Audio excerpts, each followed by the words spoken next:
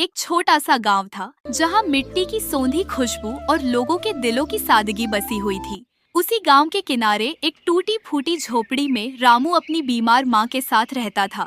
गरीबी उनके जीवन की सच्चाई थी, लेकिन एक दूसरे का साथ ही उनकी सबसे बड़ी ताकत था। अरे रामू, आज फिर तेरी माँ का बुखार नहीं उतरा क्या? चेहरा पीला पड़ रहा है। बूढ़ी काकी ने चिंता से रामू की ओर देखा। उनकी आंखों में गहरी उदासी तैर रही थी। काकी, वैद्य जी ने कहा था दवा चाहिए, पर मेरे पास एक पैसा भी नहीं है। रामू की आवाज में दर्द था। तो फिर किसी बड़े आदमी से उधार क्यों नहीं मांगता? ऐसे तो तेरी माँ भगवान न करे। काकी की आंखें भर आईं, जैसे उसके दर्द को अपने भीतर समेट लेना चाहती हो। मांगा था काकी, कल चौधरी साहब के पास गया था। हाथ जोड़कर माँ की बीमारी के बारे में सब बताया, लेकिन उन्होंने साफ मना कर दिया। बोले, रामू, आजकल धंधा मंदा है, उधार दूं भी तो ब्याज कौन चुकाएगा। बस इतना कहकर उन्होंने मुझे वहां से लौटा दिया। फिर मैं सेठ रामलाल के पास गया। सोचा था शायद वो मदद कर दें, लेकिन उन्होंने भी बेबसी से हाथ खड़े कर दिए। बोले, बेटा, मेरी खुद की फसल मारी गई है, तुझे क्या दूं? सबने मना कर दिया काकी। रामू चुपचाप सिर झुकाकर खड़ा रहा। उसकी सूनी आंखें बता रही थीं कि लगातार ठुकराए जाने का दर्द अब आंसुओं में भी नहीं उतरता था। अब क्या करेगा रे बेटा? तेरी माँ की सांसें तो हर बीतते दिन के साथ और कमजोर पड़ती जा रही हैं। काकी ने भारी मन से कहा। पता नहीं काकी, कुछ समझ नहीं आ रहा। ऐसा लगता है जैसे भगवान ने भी हमसे मुंह मोड़ लिया हो। रामू ने टूटी हुई आवाज में कहा। रामू बेटा, इधर आ। उसकी माँ ने खाट पर लेटे लेटे धीमी आवाज में पुकारा। रामू तुरंत उनकी ओर गया। क्या हुआ माँ, पानी दूं? काकी यह सब चुपचाप देखती रही। उनकी आंखों में चिंता और बेबसी साफ झलक रही थी। रामू बेटा, अब मुझे लगता है मेरा समय करीब आ गया है। माँ ने टूटी हुई सांसों के बीच धीमे स्वर में कहा। नहीं माँ, ऐसा मत कहो। मैं अभी वैद्य जी को बुला कर लाता हूँ, वो जरूर तुम्हें ठीक कर देंगे। रामू की आंखें भर आईं। नहीं बेटा, अब कोई वैद्य मुझे नहीं बचा सकता। तूने मेरे लिए बहुत किया है। मेरा रामू बहुत अच्छा बेटा है। उन्होंने कांपती आवाज में कहा। शब्दों के साथ उनकी सांसें भी टूटती हुई महसूस हो रही थीं। माँ, मुझे छोड़कर मत जाओ, तुम्हारे बिना मैं बिल्कुल अकेला हो जाऊंगा। माँ ने बड़ी मुश्किल से सांस ली। अकेला नहीं होगा तू, मैं हमेशा तेरे साथ रहूंगी। बस एक बात याद रखना, कभी गलत रास्ता मत चुनना। मेहनत और ईमानदारी कभी मत छोड़ना। उनकी आवाज धीरे धीरे बुझने लगी। माँ, आंखें खोलो माँ। लेकिन इस बार कोई जवाब नहीं आया। माँ की खुली आंखें एकदम शांत हो चुकी थीं। नहीं माँ। रामू फूट फूट कर रो पड़ा। उसकी दर्द भरी चीख सुनकर काकी दौड़ती हुई आई। यह दृश्य देखते ही उनकी आंखों से आंसू बह निकले। धीरे धीरे आस पड़ोस के लोग भी इकट्ठा हो गए। वहाँ ऐसा सन्नाटा छा गया था जैसे पूरे गांव पर दुख की छाया उतर आई हो। कुछ दिन बाद, अरे रामू सुन, ये जमीन अब तेरी नहीं रही। जमींदार चौधरी बलदेव सिंह की भारी आवाज सुनकर रामू चौंक गया। वह अब भी अपनी माँ की यादों में खोया बैठा था। क्या कह रहे हो चौधरी साहब? ये हमारी पुश्तैनी जमीन है। मेरे पिताजी ने इसी पर हल चलाया था, मेरी माँ ने इसी पर साग बोया था। रामू ने हैरानी से चौधरी साहब की ओर देखा, जिनकी आंखों में एक अजीब सी चमक थी। पुश्तैनी? हा, तेरी माँ ने मुझसे 5 साल पहले 5,000 रुपए का कर्ज लिया था। कहा था, चौधरी साहब, जब फसल अच्छी होगी लौटा दूंगी। लेकिन फसल तो कभी अच्छी हुई नहीं, और अब वो खुद भी नहीं रही। कर्ज? मेरी माँ ने? उन्होंने तो कभी कुछ नहीं बताया। रामू को विश्वास नहीं हुआ। मेरी माँ इतनी ईमानदार थी, वह कर्ज कैसे ले सकती है, और फिर उसे छुपाती क्यों? क्या पता तुझे, बूढ़ी औरत थी, शायद भूल गई होगी। देख, ये रहा कागज, अंगूठा लगा हुआ है तेरी माँ का। अब या तो कर्ज चुका दे या जमीन छोड़ दे। चौधरी साहब ने एक पुराना कागज रामू के सामने लहराया।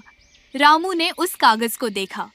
उस पर एक अंगूठे का निशान था, लेकिन वह पहचान नहीं पा रहा था कि यह उसकी माँ का है या नहीं।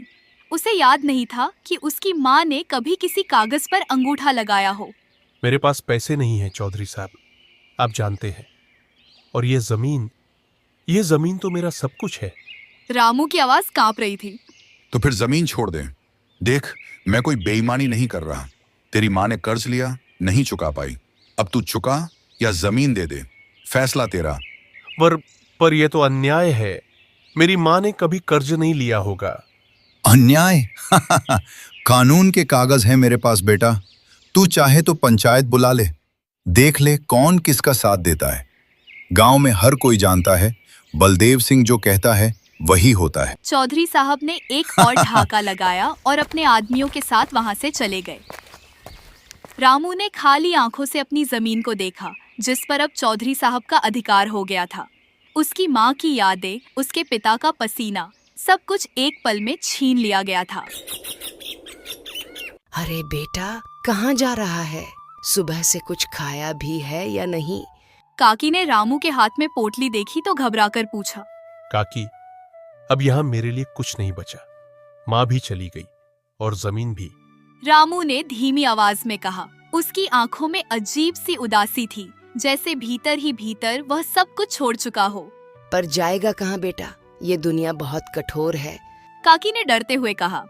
कहीं भी चला जाऊंगा जहां कोई मुझे मेरी गरीबी का ताना न दे, जहां मैं अपनी मेहनत से 2 वक्त की रोटी कमा सकूं। काकी की आंखें भर आईं। अपना ध्यान रखना बेटा, भगवान तेरा सहारा बने। रामू ने चुपचाप सिर झुका दिया। फिर बिना पीछे मुड़े वह गांव की धूल भरी सड़क पर आगे बढ़ गया। उसके हर कदम के साथ गांव और उससे जुड़ी यादें पीछे छूटती जा रही थीं। अरे ओ लड़के, कहाँ से आ रहा है? बड़ा थका और भूखा लग रहा है। एक अधेड़ उम्र के आदमी ने सड़क किनारे पेड़ के नीचे बैठे रामू को देखकर पूछा।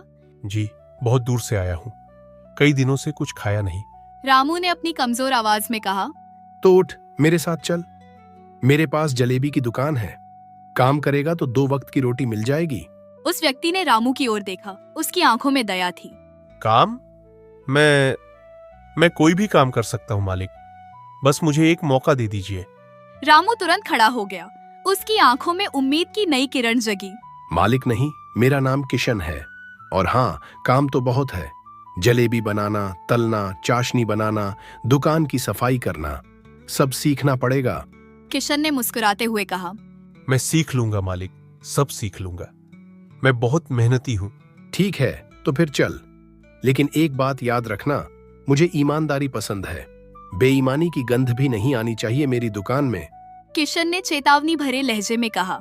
मालिक, ईमानदारी ही मेरी सबसे बड़ी पूंजी है। मैंने अपनी माँ से यही सीखा है। रामू ने गर्व से कहा। अच्छा, तो चल, आज से तू मेरे साथ काम करेगा। किशन रामू को अपने साथ दुकान की ओर ले गया।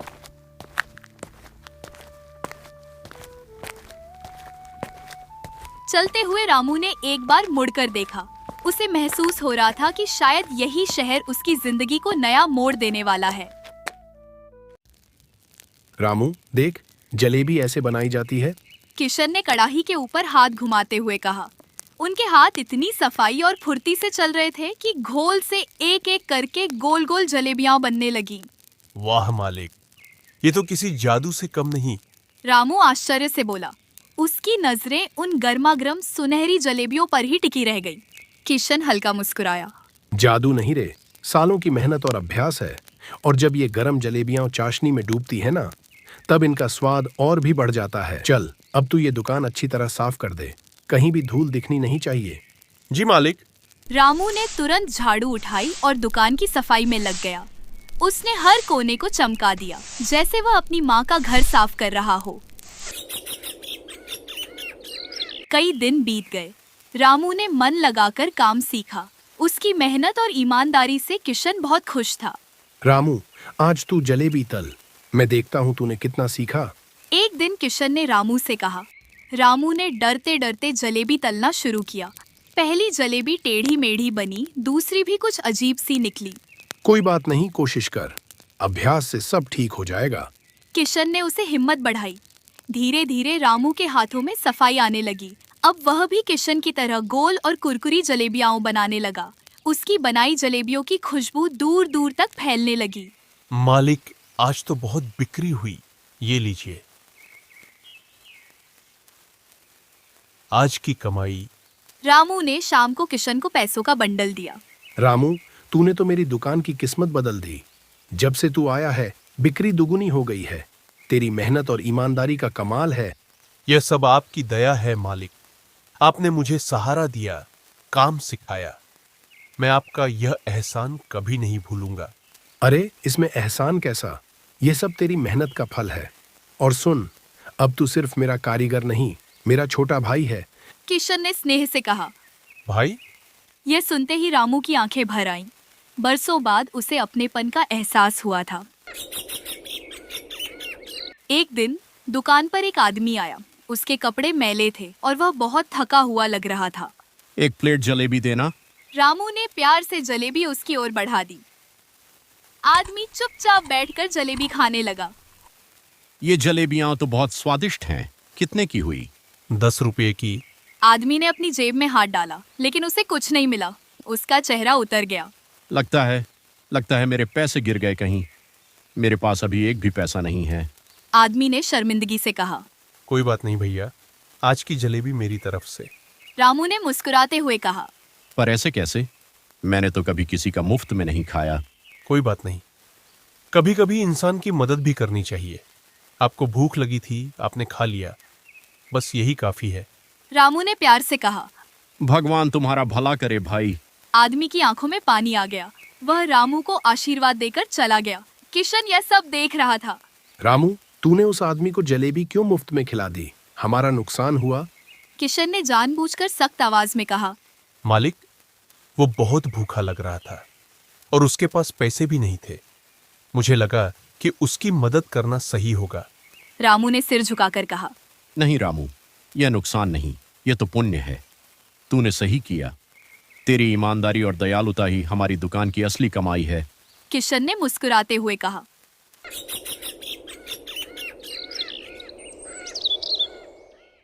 साल बीतते गए। रामू ने किशन के साथ मिलकर दुकान को बहुत आगे बढ़ाया। अब उनकी दुकान पूरे शहर में मशहूर हो चुकी थी। दूर दूर से लोग उनकी गर्मागर्म जलेबियां खाने आते थे।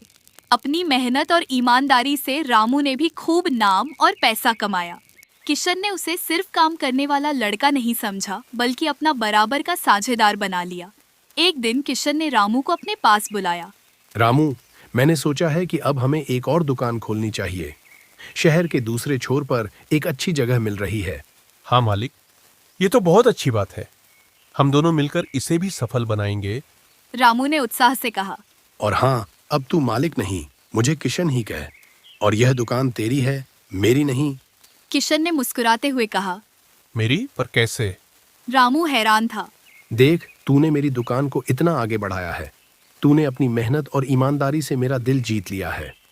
अब यह दुकान तेरी है और दूसरी दुकान हम दोनों की साझेदारी में होगी। किशन भैया, मैं आपका यह एहसान कभी नहीं भूलूंगा। एहसान नहीं, ये तेरी मेहनत का फल है। और हाँ, तेरी माँ ने तुझसे क्या कहा था? कभी बेईमानी मत करना, हमेशा मेहनत से कमाना। तूने उनकी हर बात सच कर दिखाई। मुझे तुझ पर गर्व है। किशन ने अपनापन भरी आवाज में कहा। रामू की आंखें नम हो गईं, लेकिन इस बार उन आंसुओं में दर्द नहीं, सुकून था। उसे अपनी माँ की बातें याद आने लगी। आज उसे महसूस हो रहा था कि मेहनत और सच्चाई कभी बेकार नहीं जाती। उसने सिर्फ कामयाबी ही नहीं, अपना एक नया परिवार और नई पहचान भी पाली थी। रामू की मेहनत और ईमानदारी ने उसकी किस्मत तो बदल दी, लेकिन उसकी जिंदगी की असली कहानी अभी बाकी है। अगर आप चाहते हैं इसका पार्ट 2 तो कमेंट में जरूर लिखिए। और अगर कहानी पसंद आई हो तो वीडियो को लाइक करें और चैनल को सब्सक्राइब करना ना भूलें। फिर मिलेंगे एक नई कहानी के साथ। तब तक के लिए धन्यवाद।